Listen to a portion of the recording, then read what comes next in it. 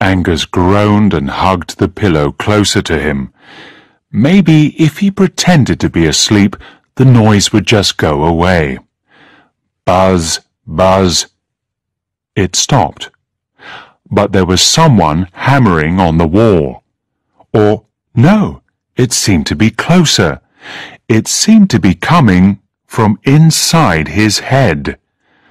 Buzz, buzz, buzz. Angus groaned again, stretched out his arm, and pulled the ringing phone to his ear. "Good morning, Angus," he heard Ross's voice say. "Or should that be good afternoon? How are you feeling?" "I'm dying. Leave me alone," was Angus's mumbled reply. "No, that wouldn't be much fun." Ross sounded like he was enjoying himself. Angus turned over, wincing as the sunlight hit his eyes. "What are you doing up so early? Why are you so cheerful?" "I'm not cheerful, it's just schadenfreude. And it's not early, it's 1 o'clock, and I've been up since 8. Some of us have real jobs, you know." "Uh-huh," was Angus's response. "So, you had a good time last night, then? Susie and you seemed to be having a good chat when I left." "Oh?" The mention of Susie's name had finally woken Angus up. "In fact, I was wondering if you know where she is. A body's been found, and everyone has to get to Arthur's Seat now."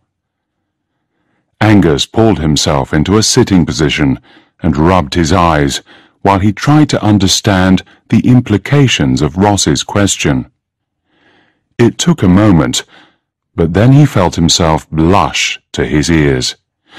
No, I've no idea where she is," he protested. Why? Can you not get hold of her?" "No, she's not answering her phone, so I put 2 and 2 together." Ross still sounded amused, but became serious. "But she really needs to come to work. The boss is not pleased. So if you hear from her—" "Of course. You said Arthur's Seat and a body?" "That's right. I'm heading over there now." "Okay, well, I hope you find Susie soon." "Right you are. Bye." Angus sat a moment, the phone quiet in his hand. A body on Arthur's Seat. Now, that didn't happen every day of the week. Maybe he'd walk up there himself, see what was going on. He might see Susie. And some fresh air would help his sore head. But first things first, he needed a cup of tea. 35 minutes later, Angus stumbled out of the front door of the Marchmont tenement he had lived in for a little over a year and began to walk in the direction of Newington. It was warmer than he had expected, and he was soon regretting the jacket he'd grabbed on his way out. He quickly forgot about that as he turned into Holyrood Park Road, and saw the police vans parked at the end, sirens off, but blue lights flashing. He was surprised that they were still there, as he had taken a long time to get ready. It must be very serious. As he neared the entrance to Holyrood Park, he could see a police tape barrier strung across the road and pavement. A group of students from the nearby university accommodation was smoking and texting. A couple of joggers had also paused and were chatting to an elderly couple. Off to the side was a young woman. She stood out with her amazing fiery red hair, which was blowing across her face in the breeze. It contrasted perfectly with her green dress, and Angus was momentarily distracted by this vision. He quickly turned his attention, however, to the men and women on the other side of the plastic barrier. Police officers, forensic scientists, and other miscellaneous people who had a job to do at a crime scene. he caught sight of Ross standing near a van talking to his superior. Looking around, he saw Susie approach them. So Ross had managed to find her. He watched as she greeted Ross and their chief, who didn't look very pleased. He gestured towards the crowd of people, and Susie started walking in their direction. As he waited for her to cross the 100 yards or so to where he and the others were standing, his attention was again diverted. This time to two paramedics carrying down a covered body, and a police officer pulling at the lead of a dog. The animal, a border collie, was tugging at its restraint and barking quite fiercely. The uniformed officer was clearly having some trouble keeping the dog under control. "Thank you, everyone. There's nothing to see here. Please be on your way and clear the area so that we can get on with our investigation." Susie seemed less than happy to have this task and stood with arms crossed as the collection of people moved off a few more yards. Job done, she turned to Angus. "Afternoon? What are you doing here then?" The tone was neutral, but there was a hint of a smile on her face. "Well, Ross woke me up, and so I thought I might as well come and have a look." Angus smiled and trailed to a halt. So, how are you?" "Couldn't be better." Angus nodded at the sarcasm and asked, "What happened here anyway?" "Now, Angus, you know I can't tell you anything. You'll just have to read about it in the paper. Besides, I'd better be getting on. See you later." "Yes, fine. Take care." Angus watched as Susie started to walk away. Behind her he could see the struggling officer and dog, which was still pulling at its lead. Angus imagined it desperately trying to return to its master's side. The story of Greyfriars Bobby, the dog who wouldn't leave his master's grave, coming to mind. And at that moment, the collie finally broke free of the young officer and went tearing off, dodging parked cars and outstretched arms, before vanishing into the undergrowth. There were shouts and arm-waving from the police officers, but nothing more of interest to see. Angus turned his back on the scene and wondered what he should do now. It was a lovely day, and he was in no hurry to return to his messy flat. He'd go for a walk and clear the cobwebs. Removing the too-warm jacket, he meandered off, with only one more glance at the action behind him, the mound of the crags and Arthur's Seat, bathed in the soft April sunlight. Chapter 2. Edinburgh had been Angus Fleming's home for 11 years now, but he hadn't lost the feeling of wonder at walking through its winding streets with their grey-yellow sandstone buildings, small gardens, and multitude of chimneys. He had arrived here as a naive 18-year-old, and the move from a small Hebridean island to this elegant and eerie city had been a shock to the system. In time, however, the streets, at least in the area around the university, had become as familiar to him as the paths he'd played on as a child growing up on Harris. Today he wasn't concentrating on the buildings, but was instead thinking about recent events. 9 months earlier, his first novel, a crime story, had been published and had been an instant success. After years of uncertainty about his future, it had come as a complete surprise and still hadn't really sunk in. He'd just returned from a few weeks of PR stuff in England. The party the night before had been in celebration of that, and now he had some time to recover from it all. His publisher wanted him to start work on the next book, but he didn't feel under pressure to get started. Plus, he had no idea what it should be about.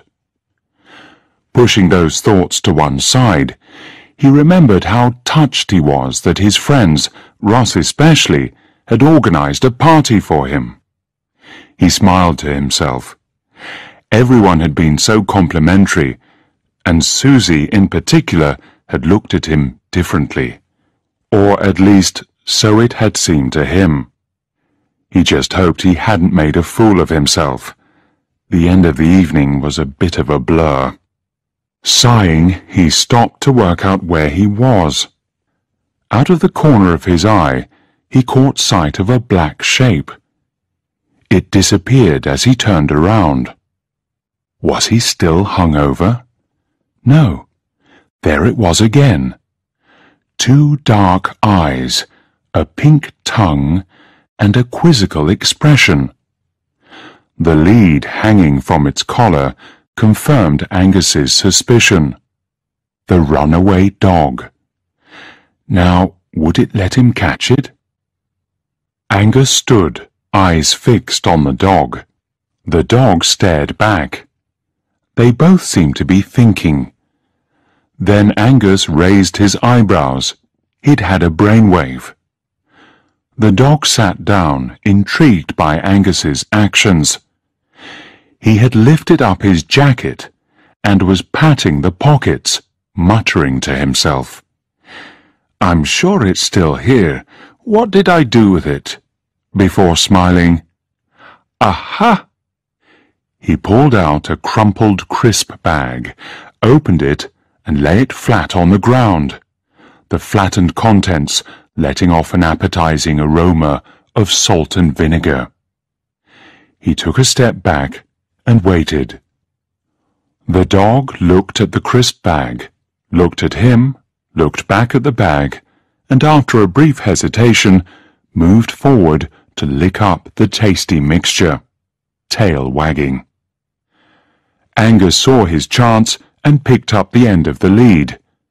The dog raised its head again, but with a seemingly defeated air, finished off the crisps before letting Angus quietly lead him down the road. Chapter 3. Walking back the way he had come, Angus could see police officers clustered around the police station on St. Leonard Street. Ross and Susie were there too. They spotted him with a dog, and a small group came to meet him a few steps away from the station. The dog started whining, then began barking again. "How do you find her? We've been looking everywhere," asked a young officer, taking the lead from Angus. The dog pulled on it. "Well, I was just walking through Dumbydykes when Angus didn't get any further, because everyone turned to watch as a car drew up. An elegant woman, her face set tight in disbelief, got out. Susie muttered, "That must be the wife." Beside them, the dog's barking grew louder, and it pulled at the lead. Taking the officer by surprise, it once again got free and ran in the direction of the woman. She turned and was greeted by outstretched paws, a wagging tail, and silence. Angus frowned slightly, but before he could articulate his thoughts, the quietness of the dog around somebody it knew, the others were patting him on the back. "Well done, Angus," and wandering off back to their duties. "I'll give you a call later. Thanks for your help," Ross shouted over his shoulder, and was gone. Angus stuck his hands, now free of a lead, in his pockets, his jacket slung over the crook of his arm, shrugged, and turned towards home. He was hungry, so he popped into a cafe for something to eat, before walking over the meadows. As he crossed the grass on his way to Jawbone Walk, he spotted the red-haired girl from earlier. The intensity of the colour combined with the emerald green dress she was wearing made her unmistakable. She was standing at the edge of the path talking to a young man. Something in her body language, her shoulders hunched, one arm held tight around herself, said here was someone who was unhappy. There was something else about her posture that reminded Angus of something, but he couldn't pinpoint what. As he walked past them, he caught bits of what they were saying. From her, "I can't believe he's gone. What am I going to do?" And him, "You're well rid of—" When he was safely past them, Angus stopped and turned back. But they had also started walking, going up the hill towards George IV Bridge, her long red hair moving in rhythm to her step. Chapter 4. Angus found the events of the day difficult to put out of his mind. Who was the murdered man? Was the girl with red hair connected to him? But until he saw Ross and Susie, he'd have to leave his questions unanswered. And even when he saw them, he knew there was little they'd be allowed to tell him. Instead, he decided to try and do some writing, get back into a routine after weeks of being on the road.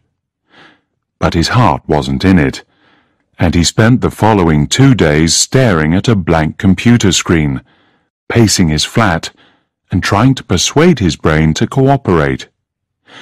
It ignored all his entreaties, and so Angus contemplated the pile of ironing instead, pondered about dinner, wondered at the football results, and dreamt about Susie's blue eyes and dimply smile. The only break from this mental torture had been popping out to buy some milk and the evening newspaper. This could at least satisfy some of his curiosity regarding the dead man. News of the murder had been made public, and the local paper provided some basic details about the victim. He was the owner of a small gallery in Stockbridge, married with no children. The police had released his name, Geoffrey Brodie, and were asking for witnesses to come forward with any information about the night of the murder. Having read these few facts, Angus was about to Google the name when his phone beeped. Ross hadn't been in touch since Angus had returned the dog, no doubt working day and night on the case, so Angus was surprised but happy to read his text message. "Drink, blind poet, in 20 mins." Angus tapped in, "Great, see you at the pub," while he looked for his keys and jacket. All thought of Geoffrey Brodie suddenly forgotten. He was about to leave when he had a thought. Maybe Susie would be there. There was a sudden panic as he quickly shaved, dug out a crumpled but clean t-shirt, and dragged a comb through his hair. 10 minutes later, he ran out the door. Arriving late, cheeks pink and out of breath, he found Ross alone, except for a half-finished beer. They exchanged greetings. Angus got himself a pint and sat down. "How's it going?" "Well, could be better. It's been mad at the station, as you can imagine. It's not been going well, though we think we've got a lead now. But all these people keep calling with information that turns out to be completely bogus." Angus said sympathetically. "So, what's the theory?" "I can't say much, but, well, let's put it this way. Brodie seems to have had some very shady friends." "What kind of thing? Handling stolen goods? Drugs?" Ross gave a non-committal shrug. Angus was quiet a moment. "So, Do you think a deal went wrong or something and ended badly for him?" "Something like that." Angus nodded. The germ of an idea had been planted, perhaps the start of a new story. His mind wandered as he supped his pint and looked unseeingly at the familiar poster-covered walls of their favourite pub. His daydreaming was interrupted by Ross getting up to greet Susie, who had just walked in the door. Angus's heart began beating just that little bit faster. "You made it then. Angus is in a world of his own again, so I could use the company." Ross grinned. "Same as usual?" Susie just nodded as she sat down with a sigh. "Hi, Susie. A long day?" Angus stammered. Yeah. It's been non-stop."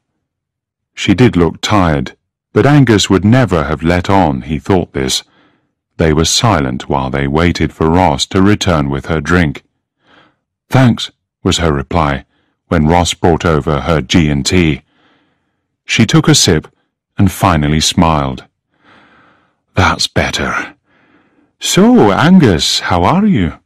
What have you been up to?" With that, the conversation started up again. A few hours later, as they stood on Buccleuch Street, ready to go home, Angus remembered the girl. "Ross, mate, I meant to tell you, there was this girl, had amazing red hair, standing watching at Arthur's seat the other day. And, well, I saw her again and overheard her talking. Something about it being good he was gone.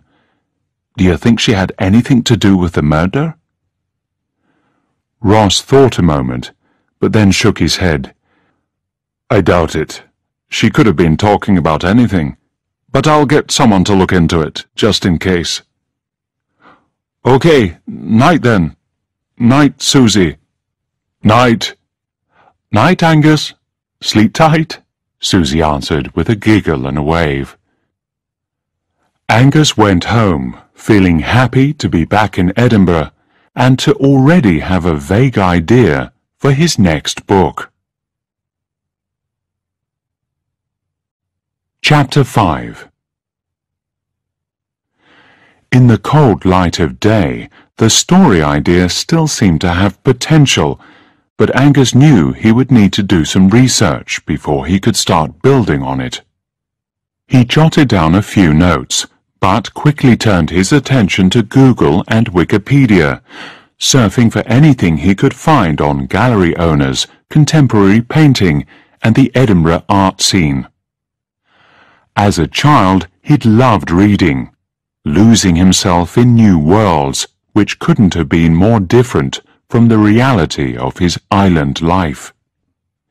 He'd also written short stories and poems, but it was only when he started writing his first novel that he felt he'd finally found something he was good at. Nevertheless, the amount of research involved had surprised him, but had also thankfully turned out to be a pleasant, if sometimes frustrating, task. At the moment, though, he could relax and enjoy it. After an hour or two, while taking a break from the computer, Angus remembered a university friend who conveniently worked in a local gallery run by a Kathleen Reed.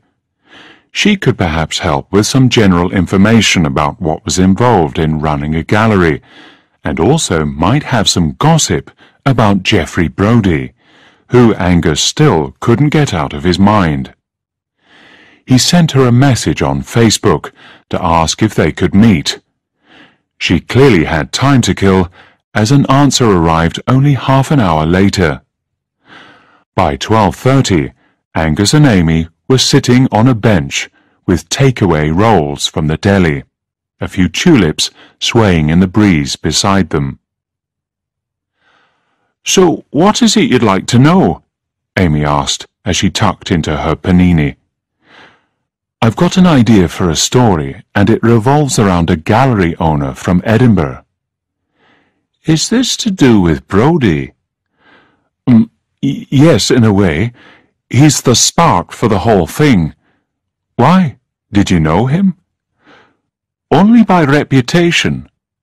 Catherine knew him, and I've often heard her talk about him. From what I can gather, he was a terrible flirt with a penchant for young female artists. He'd offered them his support, and, as his gallery was successful, it was good to have him on your side.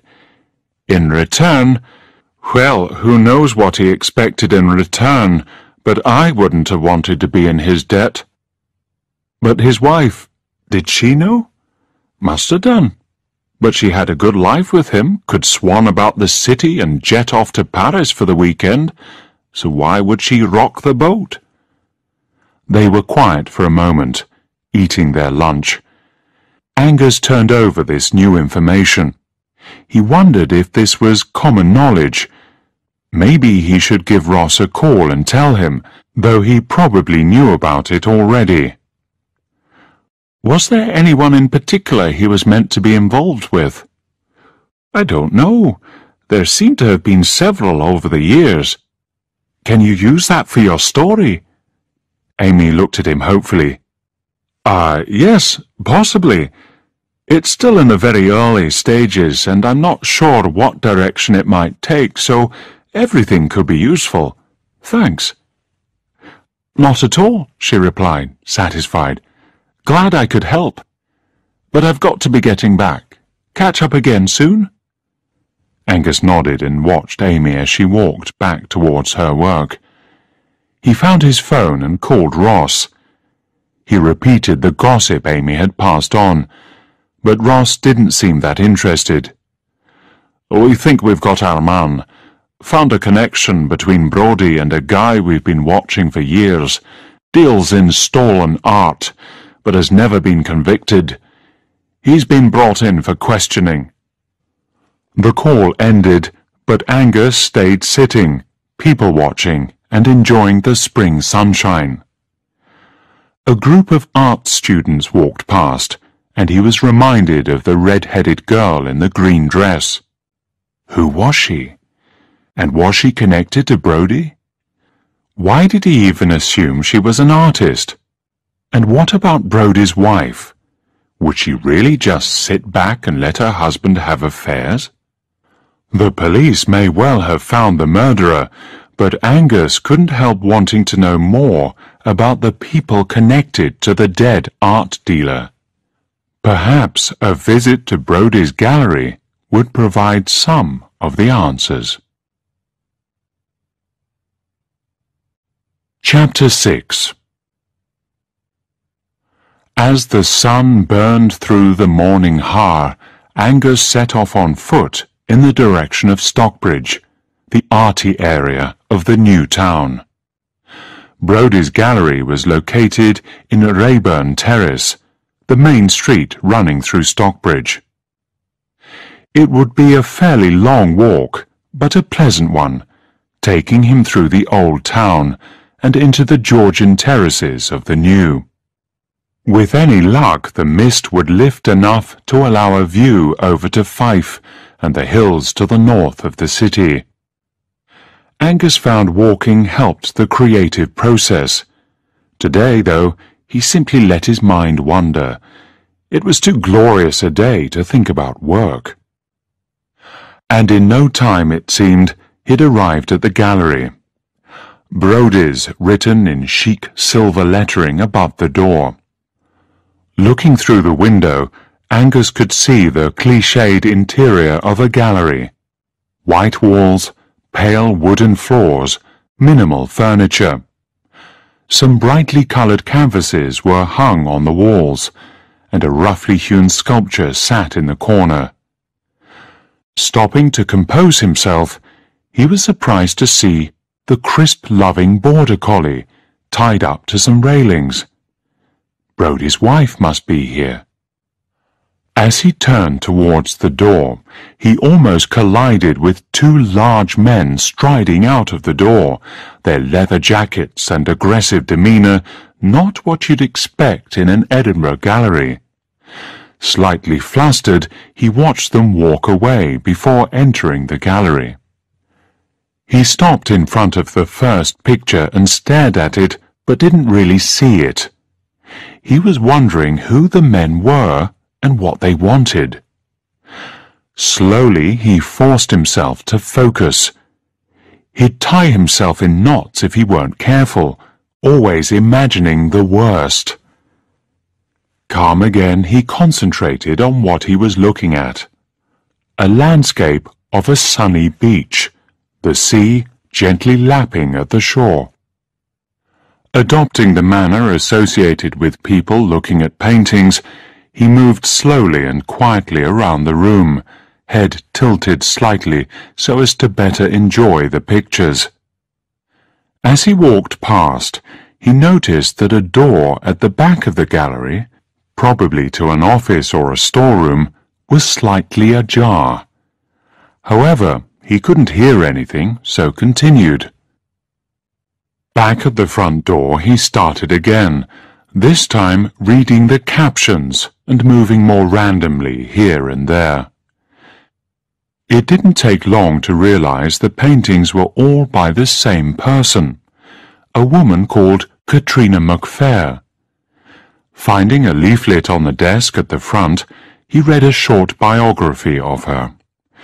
She was from Inverness, in her late 20s, had studied in Edinburgh, and was a fan of the colourist movement, something which was evident in her paintings: bold colours, vivid landscapes, and still lifes. An enthusiasm for all things Scottish. There was no photo of her, but Angus couldn't help wondering if this was the girl with the red hair. Deep in thought, he was startled by a voice. "Hello, I'm sorry, I didn't hear you come in." He recognized the tall woman as Mrs. Brodie. She was expensively dressed and could have been anything between 40 and 60.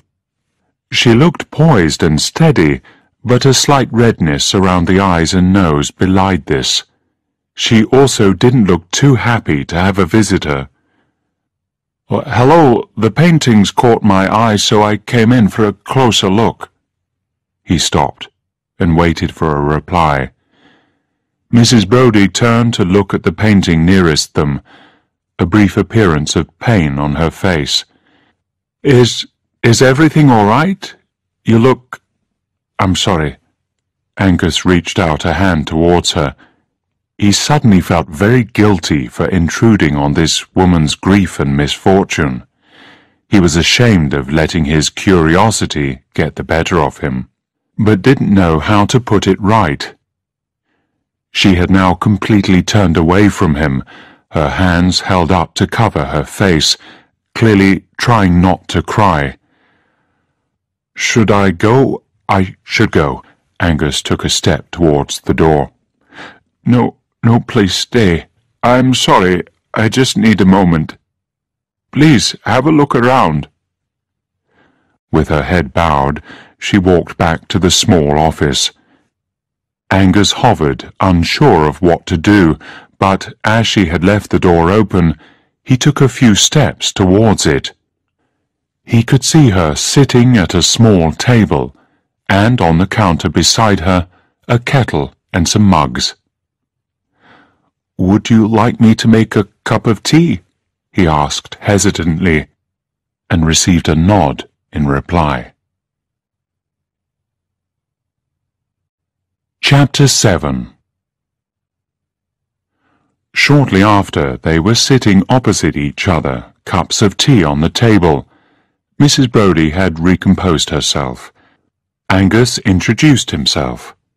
"I'm Angus." "Eleanor Brodie. Did you know my husband?" "No, I didn't." "Well, that's no great loss." She sounded bitter. "He's gone, and now I have to clear up his mess. It appears the successful gallery owner wasn't so canny after all. Seems he wasn't just cheating on me." Angus raised his eyebrows slightly, but didn't say anything. Mrs. Brodie didn't appear to notice.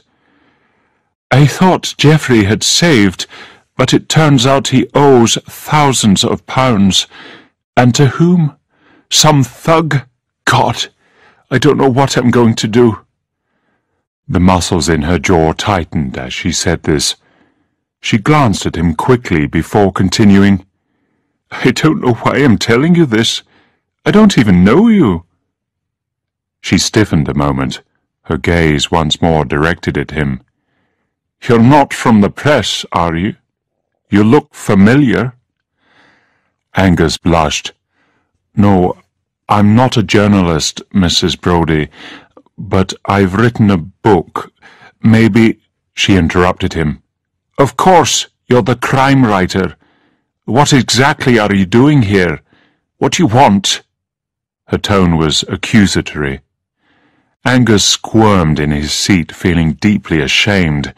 The words came tumbling out as he tried to explain.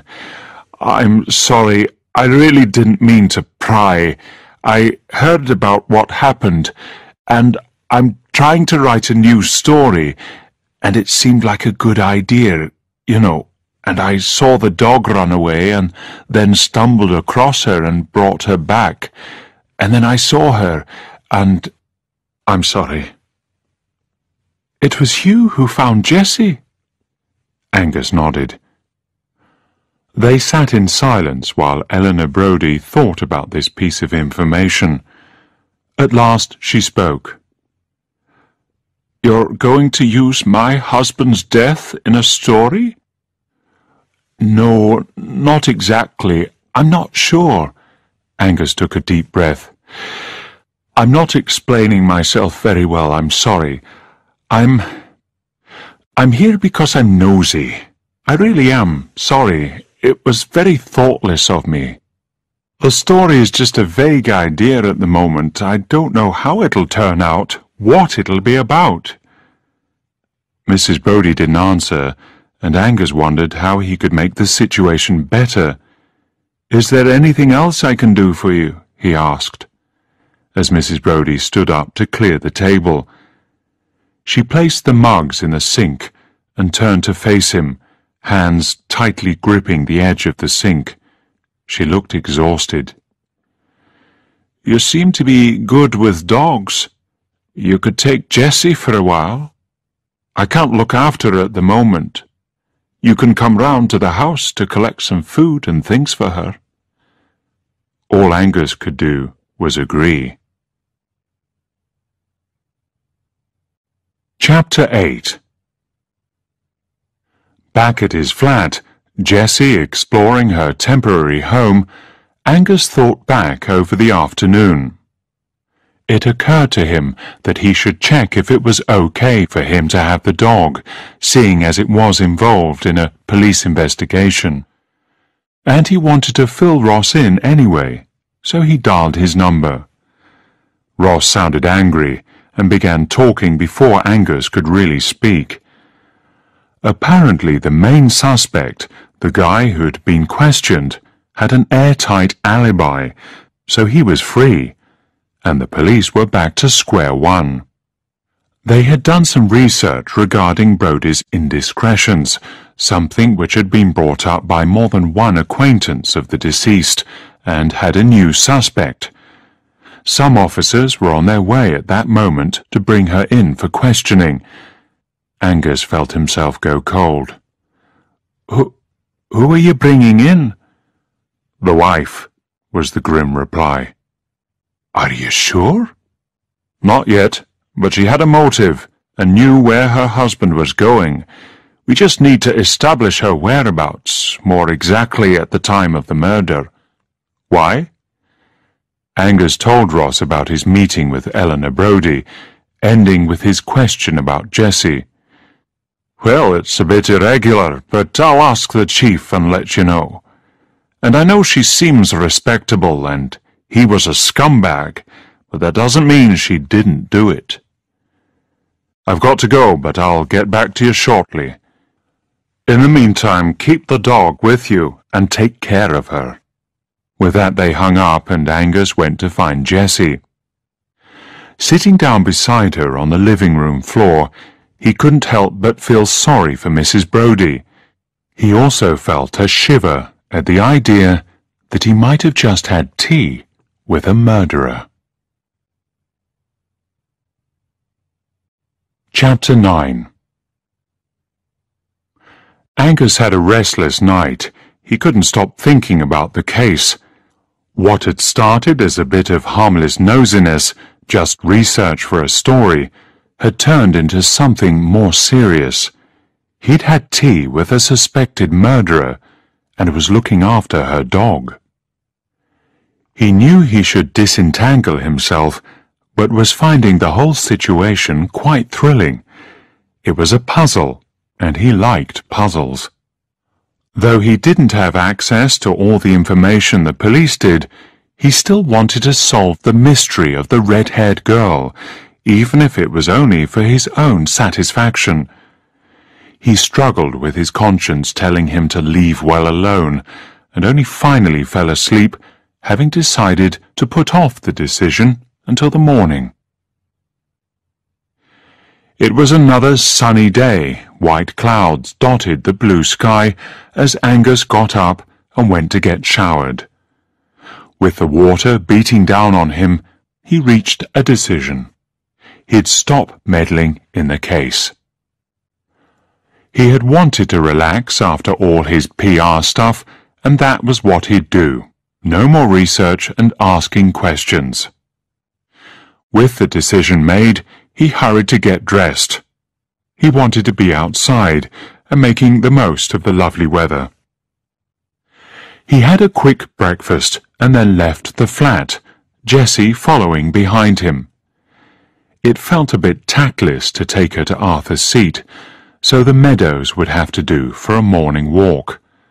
With one of the many paperbacks beside his bed stuffed into his pocket, in this case one that Susie had recommended, they set off along the quiet street. The park looked lovely in the early morning light. The cherry trees which lined Middle Meadow Walk had only just blossomed, and a glorious haze of pink set against sharp green leaves and the blue sky created a gorgeous canopy over his head. He turned off the path in the direction of the tennis courts. Arriving at the triangle of grass at the east end of the park, he let Jessie off her lead and found a stick to throw to her. She brought it back so obediently to him that he sat down on a bench and started to read his book, only looking up when she reappeared. Time passed, and he was so absorbed in the novel, everything to do with the case forgotten, that he didn't immediately notice that Jessie hadn't come back.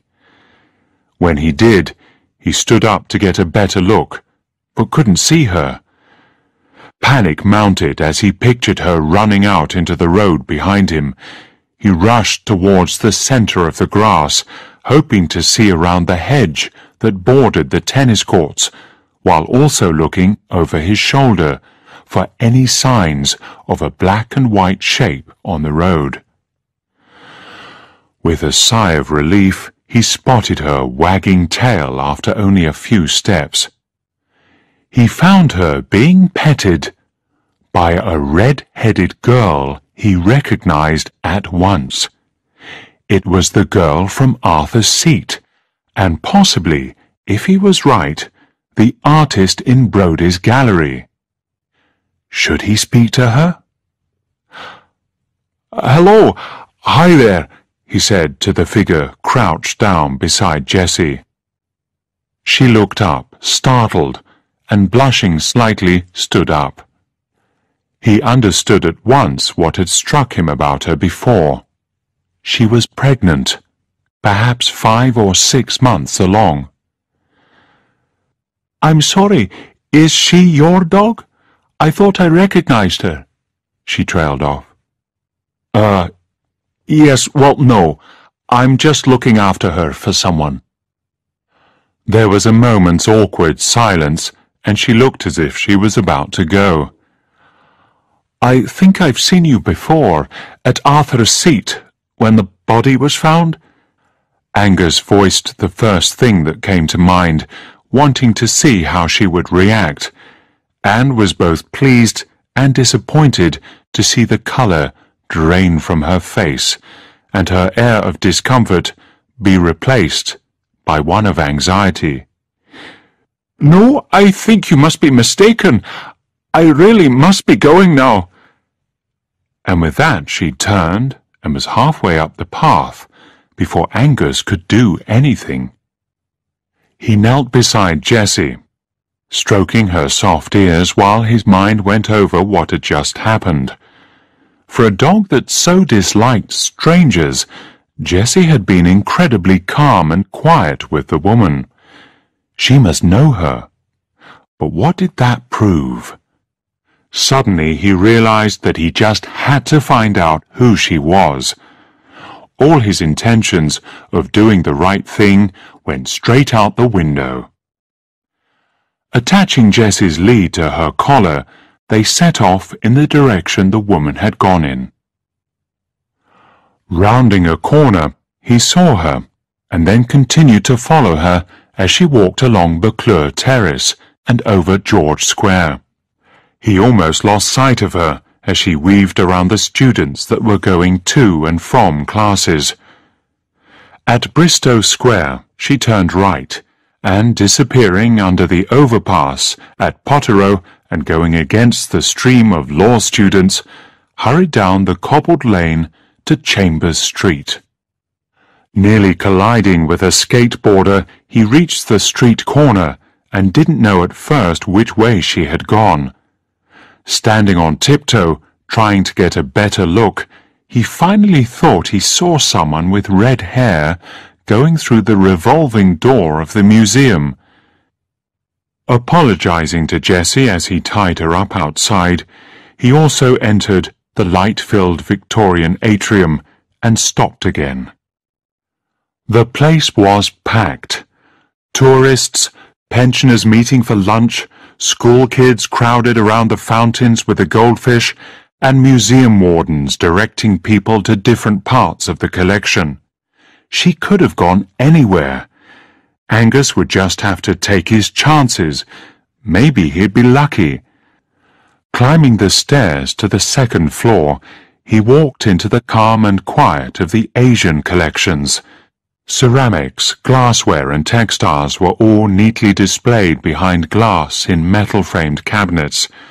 The museum was a maze, and it wasn't long before Angus was lost in its charm, his hope of finding the girl fading. He became absorbed in the artifacts around him, and nearly jumped out of his skin when someone said, "Why are you following me?" It was the girl with red hair, and though she spoke quietly, she was clearly angry. Angus again said the first thing that came to mind. "Are you Katrina MacPhair?" "Why do you want to know?" Angus took that as a yes. "I saw you at Arthur's Seat when they brought down the body." The girl didn't react, so Angus continued. "He was, or still is, exhibiting your paintings, so you must have known him, and I think you knew him very well. Is that right?" "Who are you? What has this got to do with you?" "Nothing. It's got nothing to do with me," Angus admitted. "I was just intrigued." He was aware of how lame this sounded, and waited for her reply. She looked him up and down, and must have decided he looked harmless, as her posture relaxed a little. "Yes, I knew him well." She touched her rounded stomach, and her look confirmed what Angus had suspected. Brodie was the father. "But I didn't kill him, if that's what you think. I was angry, but I would never have done that. I loved him," she added softly, eyes on the ground. Then she looked up at him, expression firm once again. "So leave me alone. I don't ever want to see you again." Angus nodded shamefacedly and waited until she had left before slowly making his way to the exit to collect Jessie and go home. He believed her and only wondered what that meant for Eleanor Brodie. Chapter 10. He heard nothing from Ross or Susie for a few days and didn't want to bother them by calling. He had to make do with the newspaper and whatever they printed, but besides learning more about Brodie in his obituary, there was very little new information.